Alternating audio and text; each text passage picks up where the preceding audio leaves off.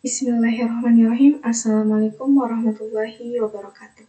Perkenalkan, nama saya Fauzia Nureski dari kelas Ilmu Ekonomi C dengan NIM 90300-122-120.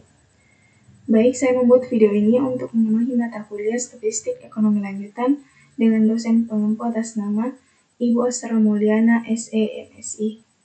Baik, di sini saya akan mempresentasikan hasil kerja saya yang berjudul Analisis Pengaruh Pengangguran dan Pengeluaran Pemerintah Terhadap Pertumbuhan Ekonomi Kota Makassar.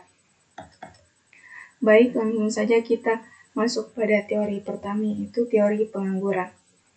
Menurut Keynes, disebutkan bahwa pasar tenaga kerja jauh dari kata seimbang, karena upah tidak pernah fleksibel, sehingga permintaan dan penawaran hampir tidak pernah seimbang, sehingga pengangguran sering terjadi.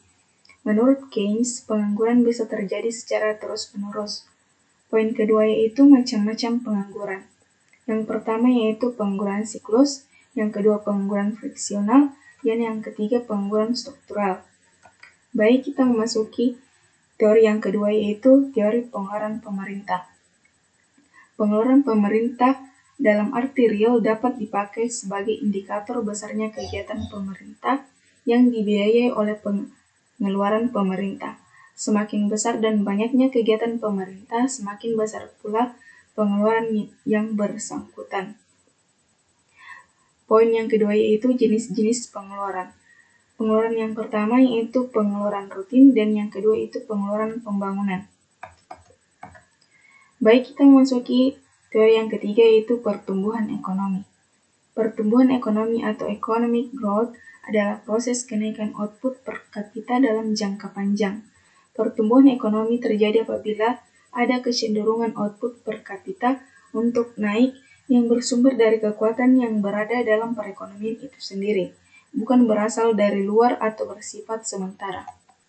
Baik, bisa kita lihat dari tabel berikut, tabel dari tahun 2013 hingga tahun 2022, yang dimana tabel tersebut mencakup pertumbuhan ekonomi, pengangguran, dan pengeluaran pemerintah. Yang dimana pada tahun 2013 itu pertumbuhan ekonomi berjumlah 8,55, pengangguran sejumlah 55,615, dan pengeluaran pemerintah sebanyak 883,634,58,08. Tahun 2014 pertumbuhan ekonomi sebanyak 7,39, pengangguran sebanyak 55,596, dan pengeluaran pemerintah sebanyak 103,92,977,47. 2015 pertumbuhan ekonomi sebanyak 7,55, pengangguran sebanyak 71,306, dan pengeluaran pemerintah sebanyak 114,412,418,14. Dan 2016 pertumbuhan ekonomi sebanyak 8,03, pengangguran kosong, dan pengeluaran pemerintah sebanyak 128,045,368,71. Dan pada tahun 2017, pertumbuhan ekonomi sebanyak 8,20, pengangguran sebanyak 64,954, pengeluaran pemerintah sebanyak 142,488,701,43.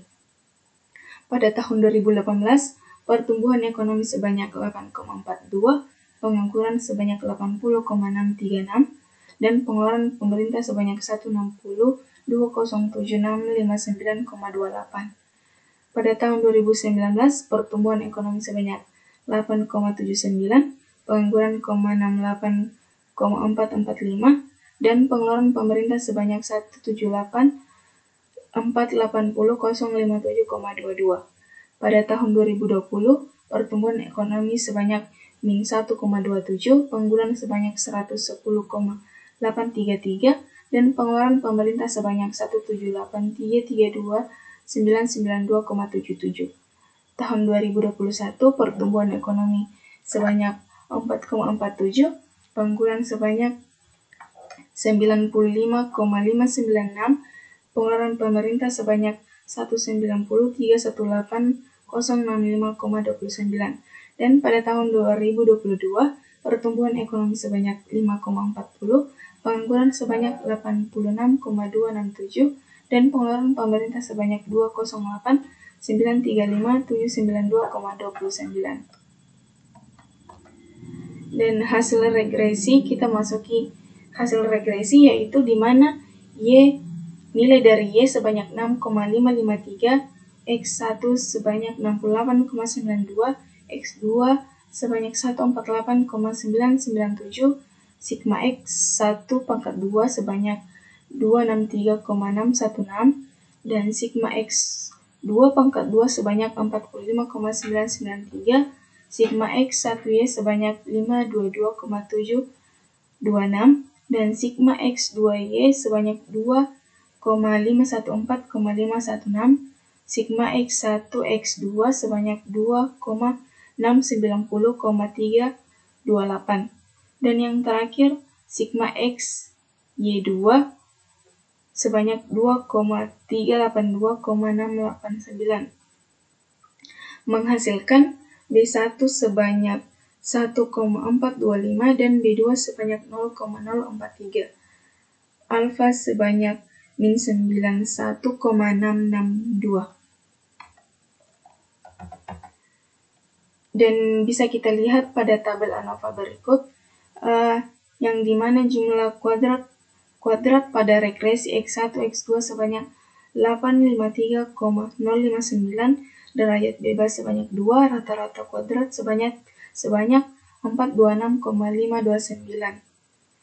Dan errornya pada jumlah kuadrat yaitu sebanyak 1,529,630, derajat bebasnya sejumlah 7, rata-rata kuadrat sebanyak 218,518, dan total pada jumlah kuadrat yaitu 2,382,689, derajat bebas sejumlah 9, dan F0 sebanyak 1,951917. Dan hasil kita masuki hasil pengujian, yaitu kriteria pengujiannya H0 diterima apabila F0 lebih kecil dari 4,74, dan H0 ditolak apabila F0 lebih besar dari 4,74. Nilai uji statistik F0 dengan tabel ANOVA, yang dimana jika T sama dengan sigma Y2 kurang N kali Y pangkat 2, yang dimana hasilnya yaitu 2,382,689. JKR sama dengan B1 sigma X1Y tambah B2 sigma X2Y, yang dimana menghasilkan 853,059, dan JKE sama dengan JKT kurang JKR, menghasilkan 1,529,630. Dan kita masuki slide terakhir yaitu kesimpulan.